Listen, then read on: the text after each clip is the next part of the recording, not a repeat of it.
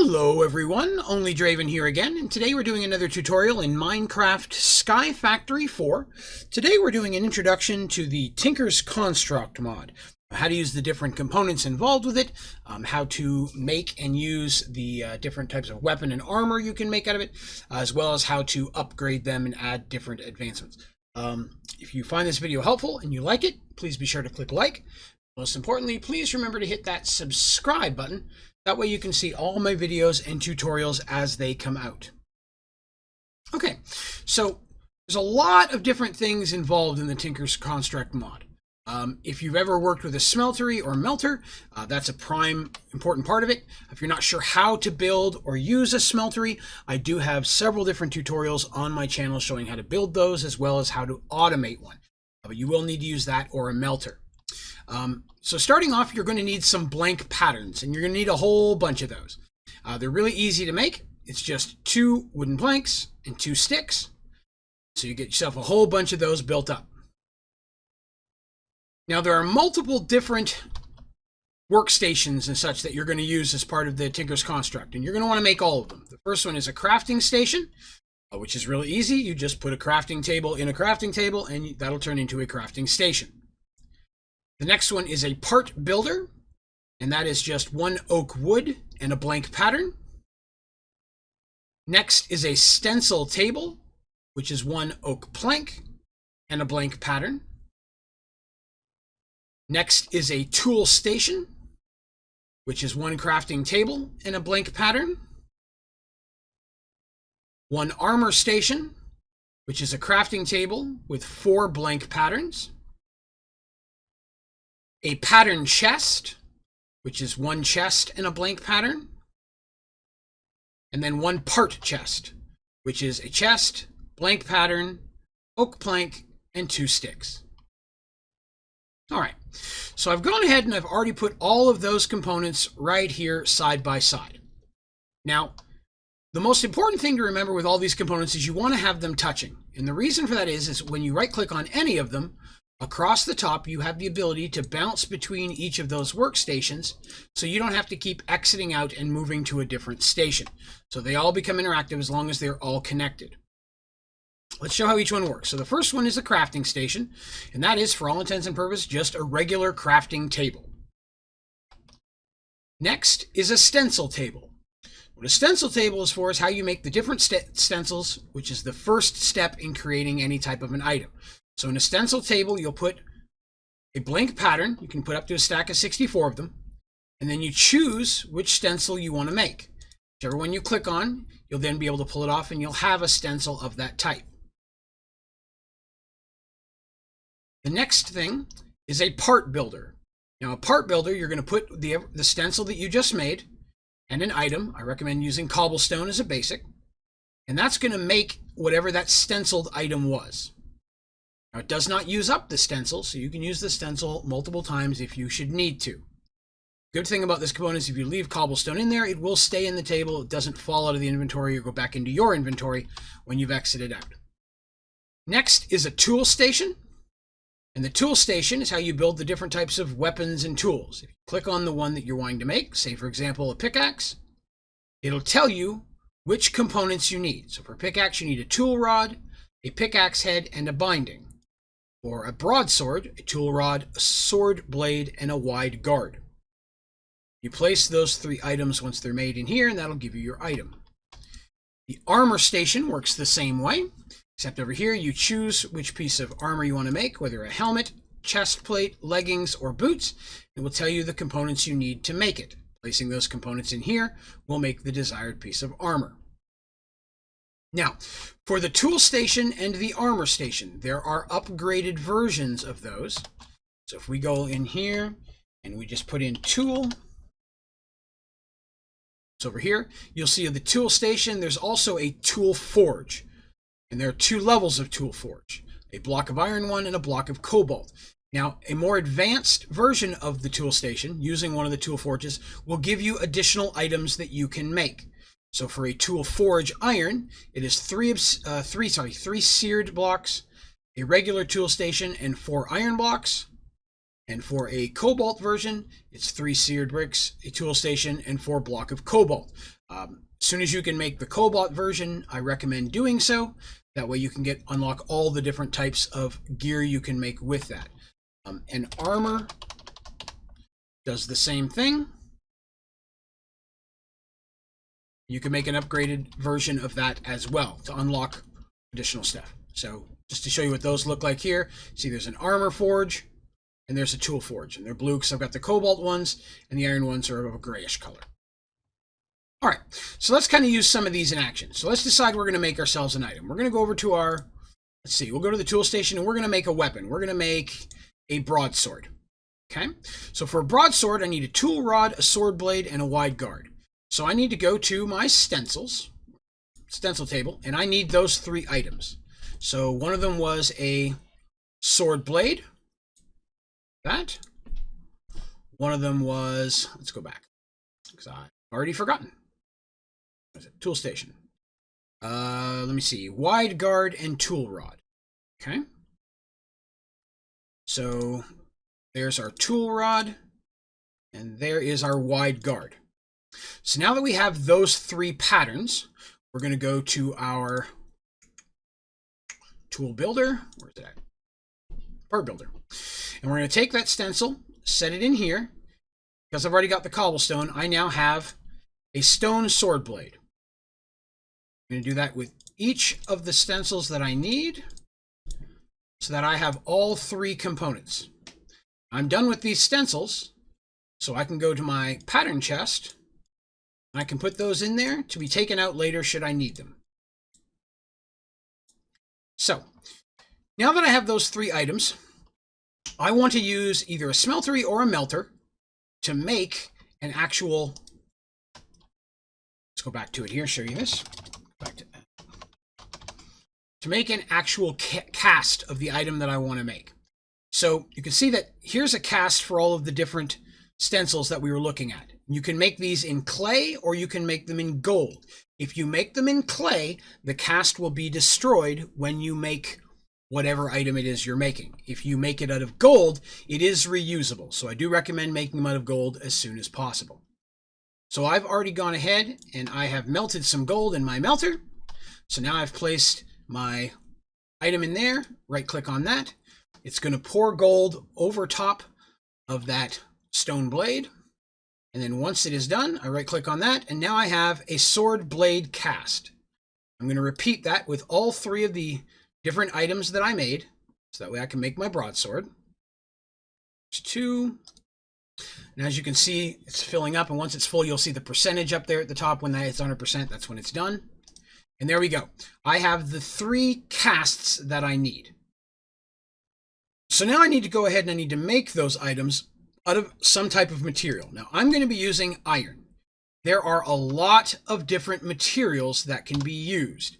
You look here at the different blades, different ones and different rods and such have different abilities. So I'm just scrolling over this one, which is a cobalt tough rod. If I hit on that, it shows me that it gives you the ability of lightweight. Ardite one has the ability of petramore. So there's different abilities based on the items that you make. I'm just going to use iron for simplicity. Now, an important thing I want to show you here real quick is down here in my toolbar, you'll see I have a book called Materials in You and Materials in You Armory Addendum.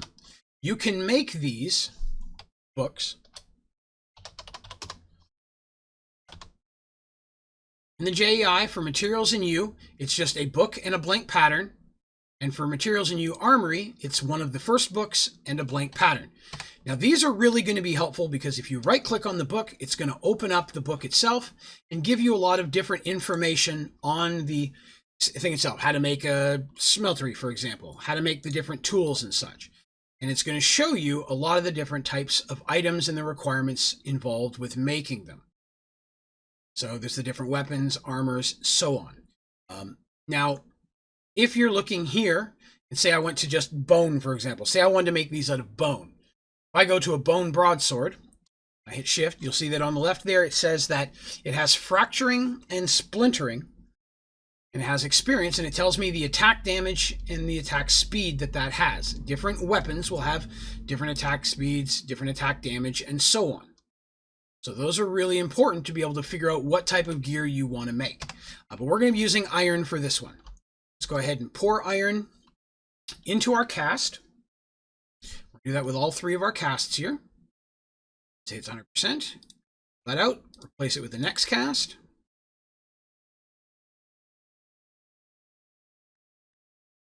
Out, do our next cast. Again, I like the gold casts because they are reusable, so if I want to make these in the future, I can do that. I'll just toss them in a chest and they'll be there for future use. So now we're going to come back into our tables, and again, we're going to go to our tool station.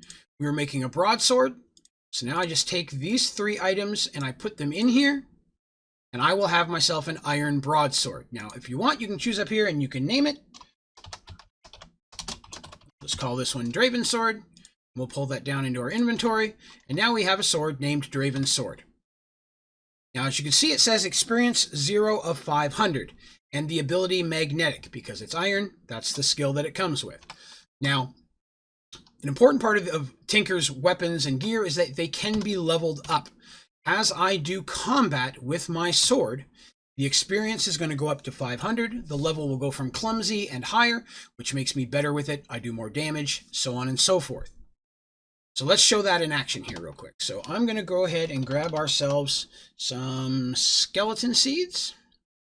Let's see, just regular skeleton seeds will work. Not skeleton horse. I don't want to do wither. Check that. We'll do zombie. We'll do zombie seeds. We'll grab some zombie seeds, and then we'll grab some bone meal. All right, so I've made a little area over here where it is dark. Drop ourselves a zombie seed, and we'll grow ourselves a zombie. Now I'm going to go ahead and use my sword. Now I'm in creative, so of course it's not fighting back. Once I've killed it, scroll over my sword, you'll see that now I have 20 of 500. So I want to get it up to level 500. So I'm going to kind of fight a few zombies here, and I will fast forward real quick till we get to that point. All right, and we're back. I've smacked around a few zombies. So now, as you can see, my experience is 480 of 500. So I'm going to go ahead and grow myself a last zombie here. Go ahead and kill him. There we go. You'll see it says you begin to feel comfortable handling the Draven's sword. When we scroll over it, we'll see that my level has gone from clumsy to comfortable, and now I'm at 0 of 1,000 experience.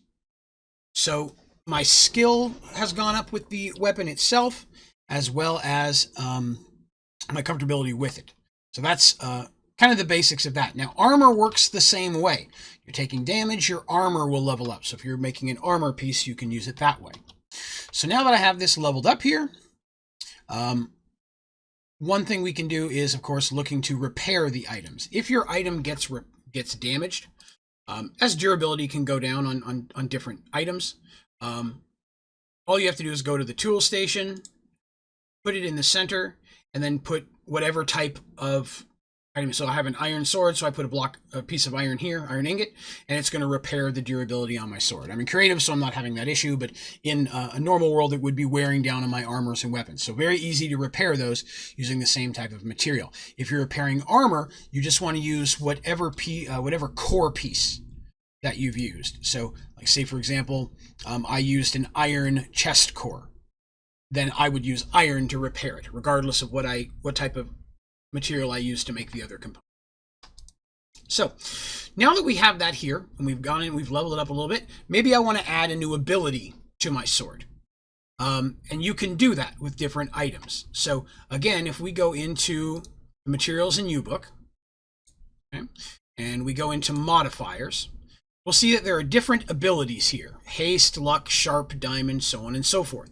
Some of these are only going to be for weapons. Some of them are only going to be for tools.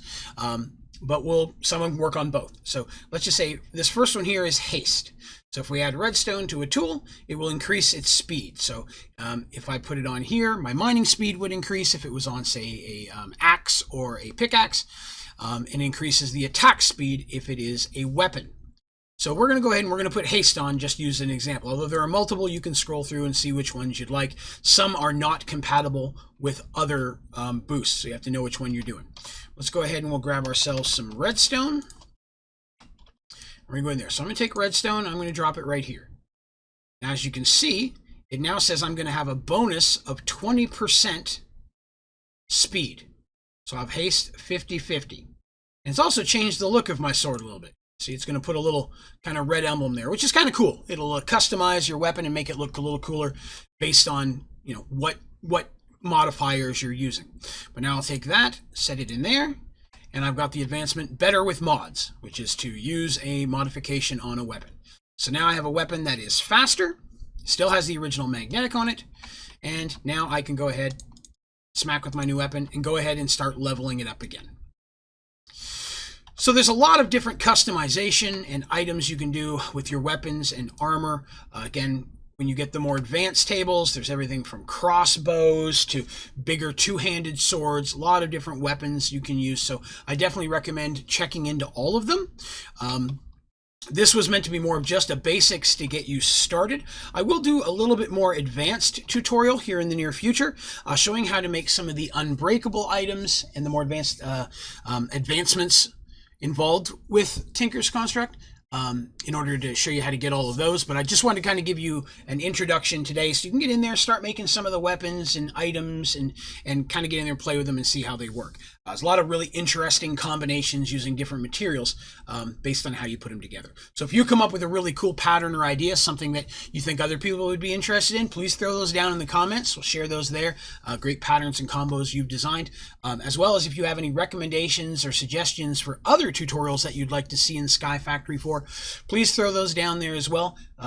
That way I can try to put those together for you in the near future. But that's going to do us for today. Thank you very much for watching. Have a great day.